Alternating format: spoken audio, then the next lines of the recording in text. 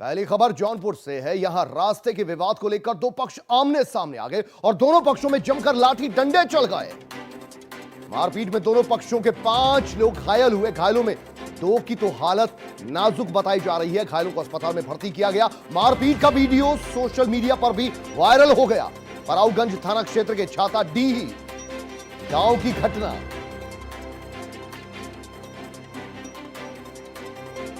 छोटी सी बात को लेकर यह विवाद और फिर देखिए दो पक्ष आमने सामने जमकर चले। लाठी डंडे, कई इसमें घायल हुए। 5 लोग घायल हुए जिसमें 2 की हालत बेहद नाजुक बताई जा रही है।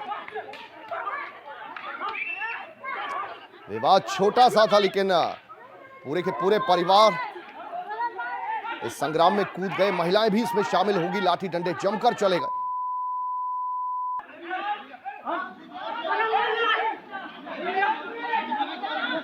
काफी देर तक यह ड्रामा चलता रहा।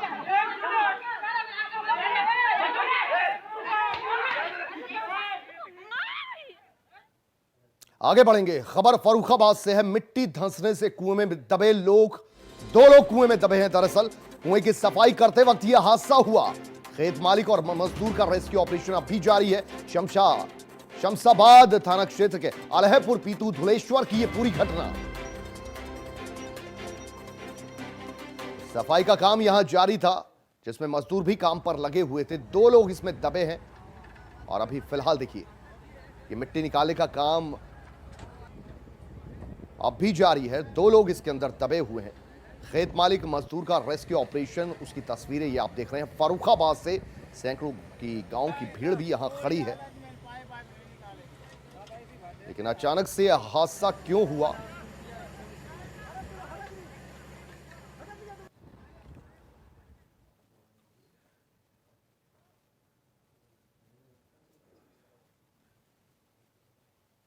उधर खबर रायबरेली से है। बारिश के चलते यहां कच्चे मकान की छत गिर गई और मलबे में दबकर महिला की मौत हो गई। घर में 5 साल के बच्चे के साथ रहती थी महिला। मृतक का पति मुंबई में करता है नौकरी। पुलिस ने शव को फिलहाल पोस्टमार्टम के लिए भेजा है। महाराजगंज थाना क्षेत्र के पहरे मऊ गांव का यह मामला। कच्ची छत थी, नाजुक दीवारें थी। दीवारें भरभरा के ढही तो छत सीधे मासूम बच्ची और महिला पर आकर गिरी। महिला की मौके पर ही मौत हो गई। तो ये कुछ वहां की तस्वीरें, अनहोनी की ये तस्वीरें। और जैसे ही इस खबर का पता चला गांव वालों भी दौड़े दौड़े आए। लेकिन एक महिला को यहां बेवक्त अपनी जान गंवानी पड़ गई।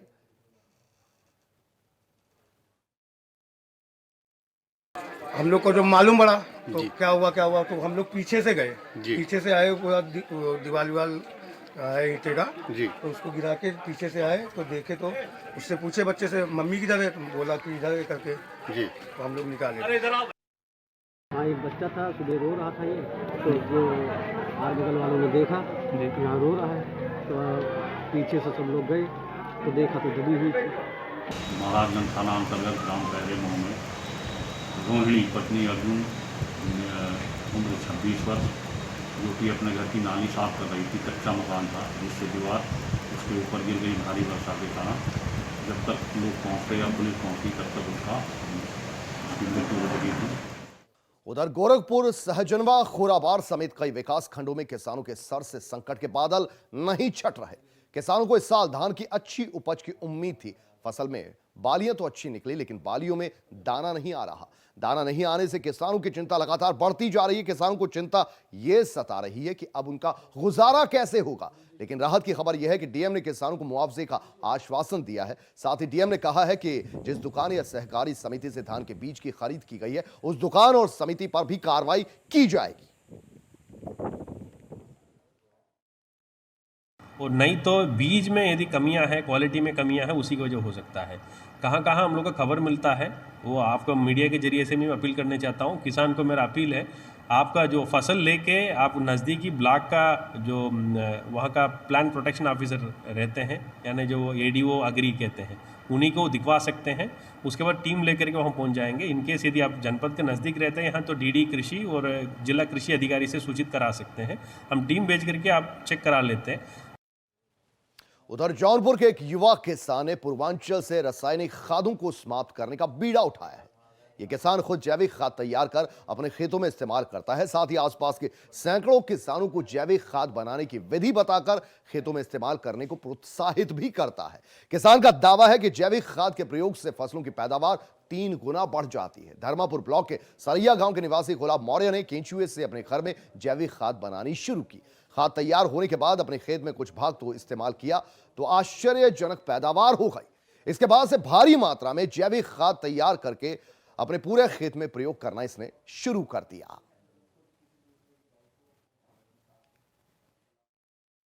जैविक खाद की खेती के बारे में बताते हैं कि मान लो जैविक खाद बनाइए आप और उसके बाद अपने खेत में डालिए और उससे अच्छा लाभ मिलता है।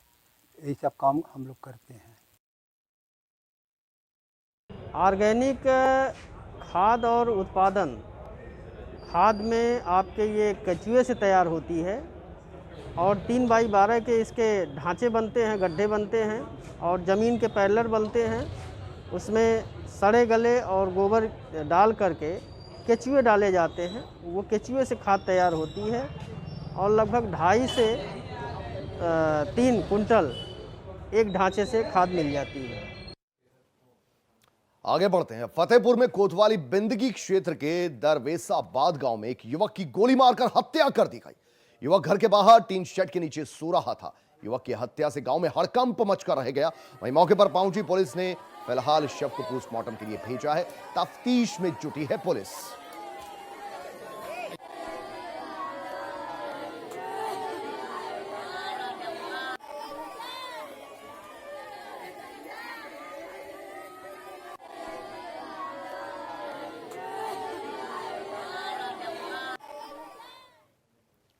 उधर सहारनपुर के बेहट क्षेत्र में बारिश और आंधी ने कहर बरपाया हुआ। यहां गांव कांसेपुर, ननिहारी और धौर्रा में आंधी और तेज बारिश से किसानों के अरमानों पर पानी फिरता नजर आया।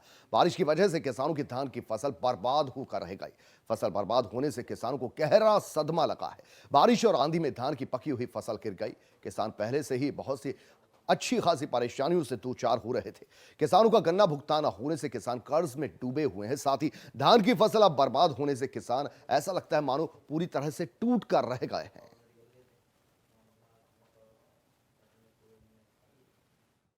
सर ये डीएम साहब कुछ मदद करें, मुआवजा दें।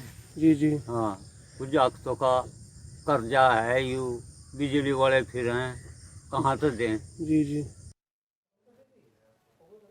उधर सहारनपुर के युवक आत्मनिर्भर भारत के सपने को पूरा करने के लिए लगातार सामने आ रहे हैं। नकुड़ विधानसभा के गांव खेड़ा अफगान में होनहार छात्र मोहम्मद शादाब अपने पैरों पर खड़ा होकर आत्मनिर्भर भारत के सपने को पूरा करने में सहयोग भी दे रहा है। खेती में मुनाफा न होने के बाद शादाब ने अपनी 3 बीघा जमीन में किसान वर्मी कंपोस्ट खाद तैयार करने के लिए एक प्लांट लगाया, जहां वर्मी कंपोस्ट खाद गोबर और केंचुए से तैयार की जाती है। साथ ही शादाब ने 10 से 15 बेरोजगार लोगों को रोजगार देने का भी काम किया है।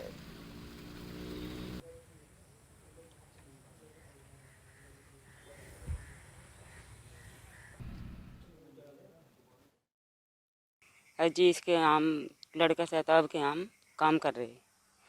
मजदूरी हमारी 200 रुपये है और परिवार के हम 5-6 बंदे हैं।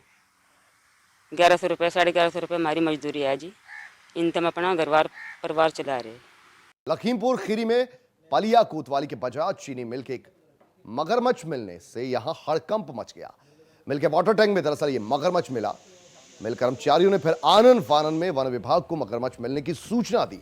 वन विभाग की टीम ने कड़ी मशक्कत के बाद मगरमच्छ को आखिरकार पकड़ने में कामयाबी हासिल कर ली। वन विभाग की टीम ने इस मगरमच्छ का रेस्क्यू कर शारदा नदी में ले जाकर छोड़ भी दिया है।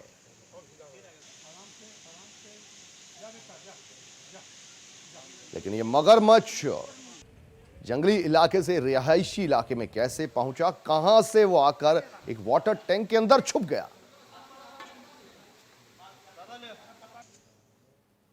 इसमें बाढ़ के जब पानी आया था तो एक मगरमच्छ आके गिर गया था, जिसे यहाँ कर्मचारियों के द्वारा देखा गया। इन लोगों के द्वारा सूचना दिया गया जिसके तहत तत्काल रेस्क्यू हम लोगों के द्वारा करके इसको वन क्षेत्र में ले जाके छोड़ दिया गया है और जिसकी उम्र लगभग 1 वर्ष हो। रुक करते हैं कानपुर का, जहां बीते 2 दिनों से रुक रुक कर बारिश जारी है। बारिश के चलते सजेती थाना क्षेत्र अकबरपुर के बीरबल गांव में कच्चे मकान की छत गिर गई। फिर मलबे में दबकर एक ही परिवार के 4 लोग घायल हो गए। घायलों को इलाज के लिए अस्पताल में भर्ती तक करवाने की नौबत आ गई।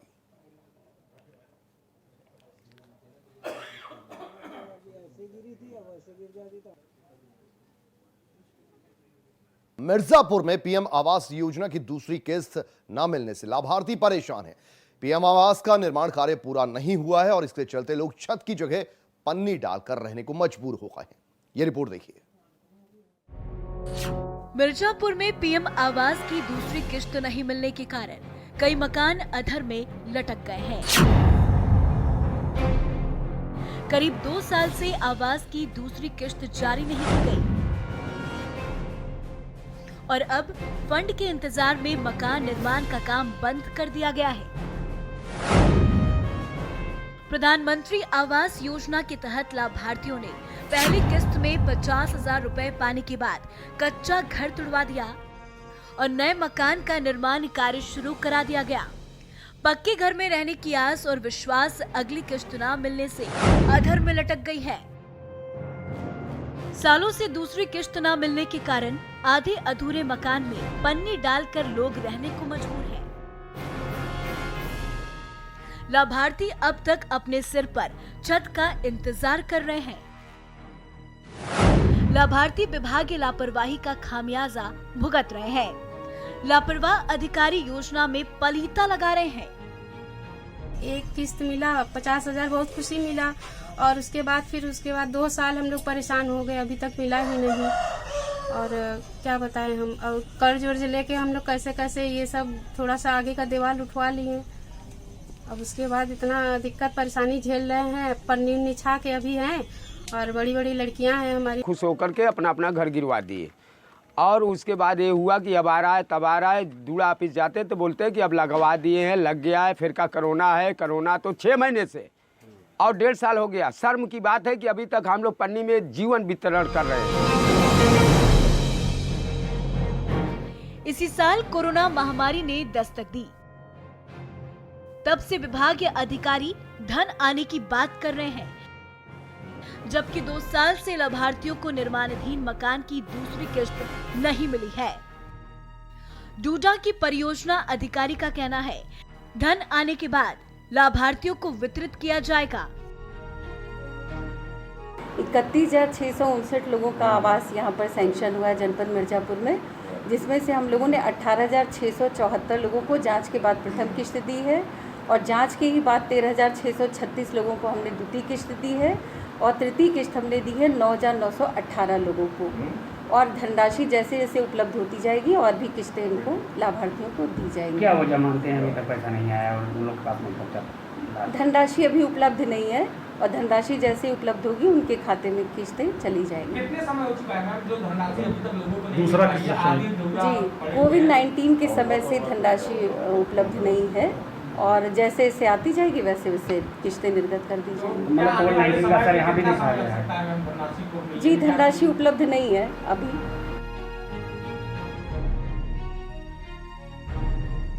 प्रशासनिक अधिकारियों की लापरवाही के चलते ज्यादातर सरकारी योजनाओं का लाभ लोगों को नहीं मिल पा रहा। अधिकारियों की मिलीभगत से ना जाने कितनी सरकारी योजनाओं को गोलमाल किया जाता है। अगर सिस्टम की कमियों को दूर किया जाए तो लोगों को वक्त रहते सरकारी योजनाओं का लाभ मिलेगा। R9 टीवी के लिए मिर्जापुर से विद्या प्रकाश भारती, उत्तर प्रदेश, उत्तराखंड। उधर वाराणसी में जिलाधिकारी ने गंगा में नावों के संचालन को बहाल करने के आदेश दिए हैं। आपको बता दें, वाराणसी में नावों के संचालन पर बाढ़ की वजह से रोक लगा दी गई थी। R9 टीवी के संवाददाता राजू श्रीवास्तव ने इसका जायजा भी लिया। तो पहले कोरोना के चलते दरअसल ये घाट बंद थे और उसी के चलते नावों का संचालन बंद था और इसके बाद बाढ़ का कहर हुआ, तब फिर से नाविकों को परेशानी झेलनी पड़ी।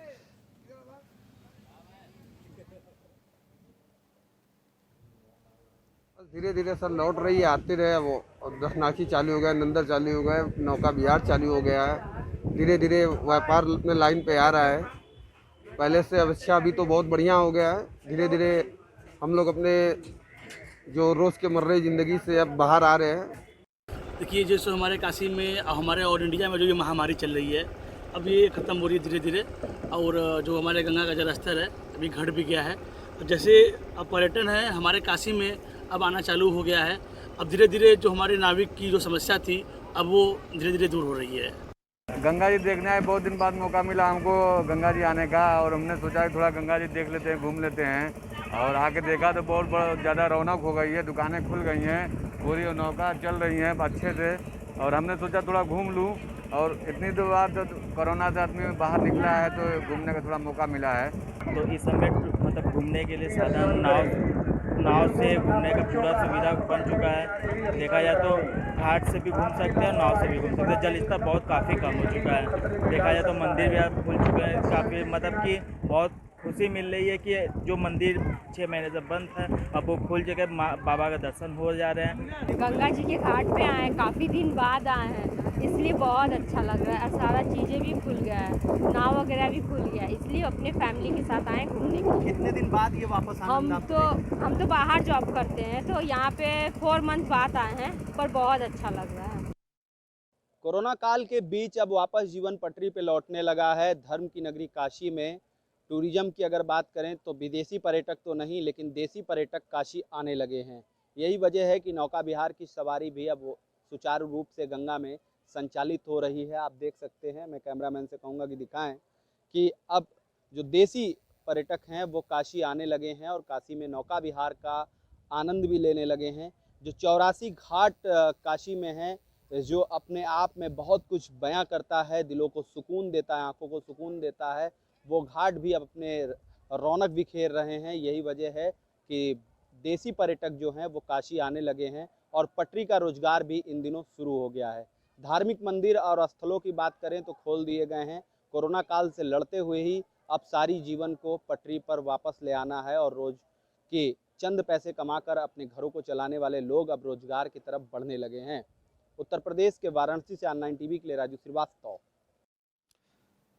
चलिए, तो बहुत खुशी की खबर है, काशी के घाट खुल चुके हैं और नौका विहार का भी अब आप आनंद ले सकते हैं। दीजिए इजाजत, आप बने रहिए R9 टीवी के साथ सिर्फ खबर के लिए। नमस्कार।